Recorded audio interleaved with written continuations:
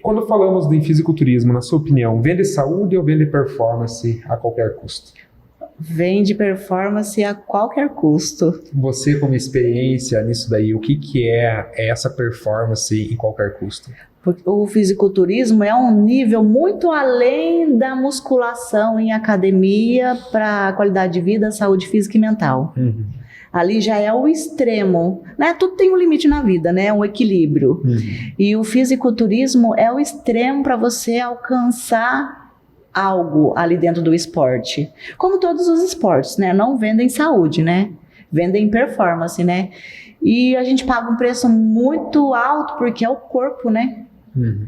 Então, um treino intenso, você pode lesionar uma lesão pro resto da vida, né? E o fisiculturismo é um esporte muito caro. Caro de manter alimentação, de manter medicamentos, roupas, né? Toda a estrutura profissional ali, como fisioterapeuta, nutricionista, endócrinos.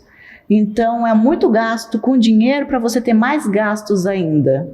E eu acredito que é um dos esportes mais injustos. Porque você treina durante 4 anos, você vai competir e tudo mais. Se você parar... acabou. Acabou o corpo, acabou tudo. Falam que fica a maturidade muscular, mas mesmo assim eu também sou a prova que a maturidade muscular só é um passo para você melhorar um pouco, mas você perde literalmente tudo. Perde. E é injusto, que nem você falou, e é um pouco assim, deixa a mente da gente bem balançada, porque você tá se preparando para subir no palco, seu corpo tá fibrado, você tá seco, né, a pele chiclete, então aquele corpo para você é deslumbrante, né, perfeito, né, pra gente que gosta do fisiculturismo, do culturismo. Aí você deixa de competir, você já começa a ficar com retenção, aquela qualidade diminui. A qualidade de pele, muscular e tudo mais. Isso, já começa as neuras psicológicas, a insatisfação. Assim, que nem eu vou dar mais o meu exemplo, que eu usei hormônio faz 6 anos atrás. 6 anos atrás, faz 6 anos que eu não uso nada. Eu usei uns hormônios bem pesados, sabe? E eu vi que estava afetando muito a parte mental. E é por isso que eu quero fazer a pergunta. Para você, na sua visão, pessoas que não têm o fins de competir, você acha viável usar hormônio só para melhorar a estética corporal? Esteticamente não compensa, jamais. Jamais. Se você treinar certo, se alimentar bem, você vai ter um físico bonito. O físico de palco, nem o próprio fisiculturismo, o fisiculturista, o atleta, consegue manter o ano todo. O físico de palco é naquele momento ali. Se preparou no pré-conteste e no dia da competição tá daquele jeito. No outro dia, após competição, ele vai estar com físico diferente. Então, a pessoa fica muito alienada, né? Que na verdade, mas é por isso que nós vemos mortes, em relação a algumas mortes cardíacas, que nós estamos vendo bastante, né? Subir o índice disso, porque a pessoa, ela foi para o palco, como a Josi falou, ela vai ter uma condição física naquele momento. Mas às vezes é tão boa a condição física, ela quer manter o ano todo. Sim. Mas como que uma pessoa de 100 quilos vai conseguir manter 4, 5% de gordura o ano todo? Não tem como, né, para sobrevivência humana. O corpo precisa de gordura, né? Igual eu falo, ele vai um período, né? Um período de tempo. Mas o corpo, ele sobrecarrega, né? E qual o local que vai mais sobrecarregar é o coração. Não tem como você fugir disso, né? E na preparação também, né? O uso de esteroides anabolizantes ocasiona a hipertrofia de todo o músculo do corpo humano. Sim. Coração é um músculo. Então, cada ciclo vai aumentando cada vez mais, enrijecendo válvulas, tecidos, vasos. Né? Então, vai um acúmulo que está prejudicando constantemente. Né? Às vezes não pode contar com a sorte, mas futuramente sérios problemas eu imagino pode ser ocasionado. E você que tem experiência de palco e tudo mais, qual o conselho que você deixa para um jovem ou uma jovem que está iniciando e quer seguir a carreira, por exemplo, de bodybuilder, do fisiculturismo em si? Explore o seu máximo potencial, não queira pular etapas com o uso de esteroides anabolizantes, tá? Pense em você, capriche na alimentação, capriche no treino, subtraia o máximo do seu potencial, mas coloque a sua saúde ali como prioridade no momento, porque você está numa fase inicial, não precisa usar recursos para pular as fases. E pergunte, né, converse com os atletas de fisiculturismo. Hoje nas redes sociais é tão fácil você conversar, né? Ficou muito facilitado. Ficou muito fácil, ele aproxima as pessoas, pergunta dicas, conselhos, né? Porque com tantas mortes que a gente está percebendo hoje, né? E maioria com doenças cardiológicas, né? A maioria. Você falou agora uma parte interessante que é pular etapas. Eu pulei muita etapa em relação à parte de hormônios. O porquê? Para 15 a 16 anos eu comecei a usar os pró-hormonais, né? Que na época era cápsula que você usava e tudo mais. Ganhava 9 quilos, nossa, era maravilhoso. Parou de tomar, você ficava com os 2 quilos, 1 quilo que você conseguiu. Então eu percebo que em relação à parte disso daí, eu tive que usar muito parte do fígado, né? Muitos medicamentos do fígado, por exemplo, Silimalon, tudo mais. Mas só que eu não deixei, por exemplo, o sistema de crescimento próprio, o GH em si, trabalhar. Porque eu já usei isso para 15 a 16 anos, eu poderia, por exemplo, usar anabolizantes lá com uns 20 anos para cima. E seguir uma carreira de fisiculturismo, mas só que eu pulei etapas. E eu me arrependo hoje de ter pulado essas etapas, porque eu poderia ter me desenvolvido muito mais. Porque eu percebi que atrasou muitas coisas. Ele inibe o eixo, né? Sim, muitas pessoas acham que vai avançar, mas atrasa, né? Atrasa. Mas, por pular etapas. Sim. Né?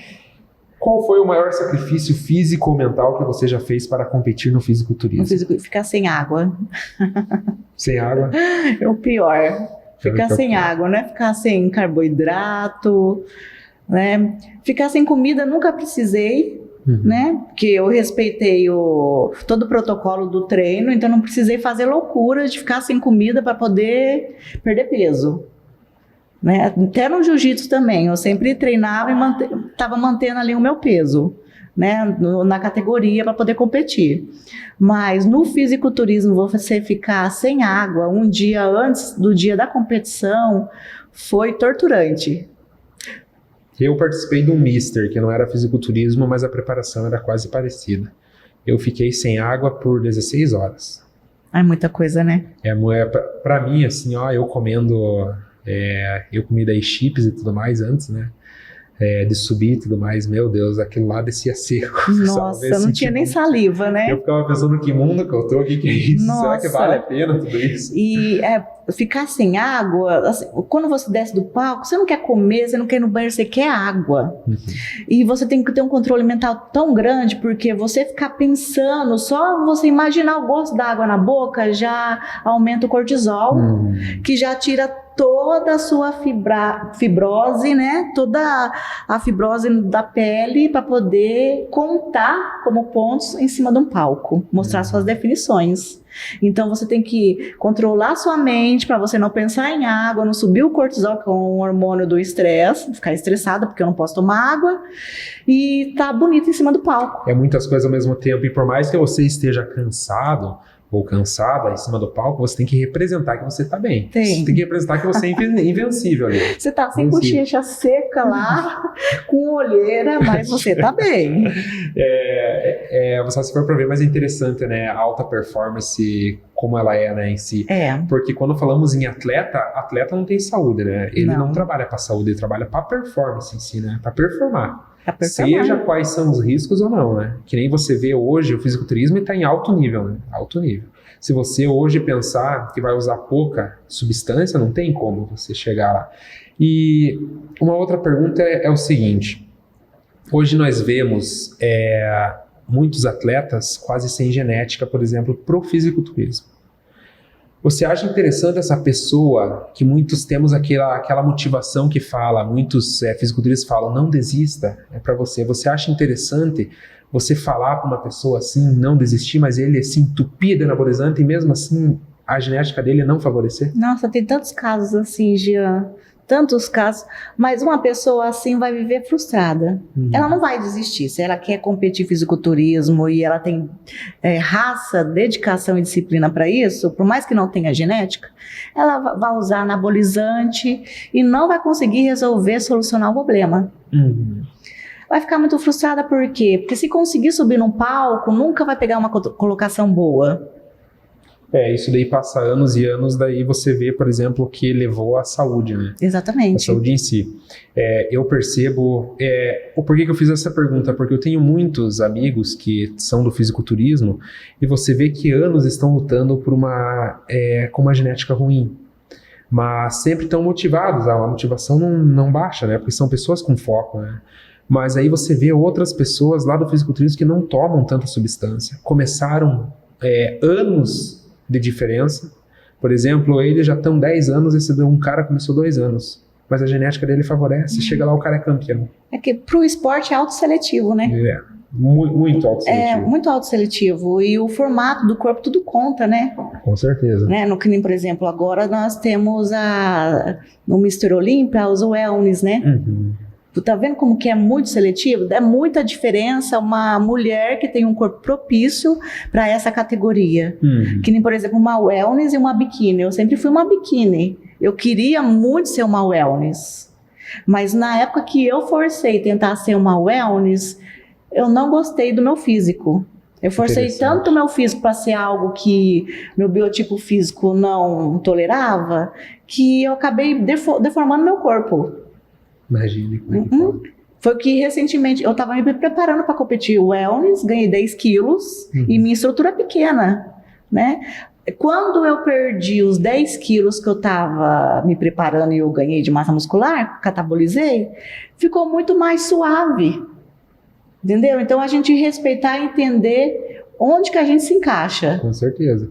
Mas só que igual eu falo, diante da minha genética, eu nunca vou ser, por exemplo, um Ramondino. Eu nunca vou ser um Seban. Mas só que muitas pessoas têm essa coisa de ilusão, né? Achar que vai se tornar. Mas o fisiculturismo, quando falamos, ele é algo que é apresentado, né? É uma apresentação. Então você tem que pensar que você tem que estar com os músculos desenhados compatíveis, tanto a parte superior quanto a parte inferior. Não é só volume, eu preciso ganhar massa muscular. Não é esteticamente, é o desenho do Y, né? Sim, por isso que a gente fala que o fisiculturismo ele trabalha literalmente a estética. Isso. A estética do corpo em si, né? Mas é difícil você conectar essa fala com pessoas que estão com o cérebro fechado, né? Que querem aquilo. E daí, isso que entra o perigo, porque daí toma substância o tempo inteiro, droga o tempo inteiro, entre o remédio para a droga é a dosagem, né? Então tem que cuidar muito disso, né?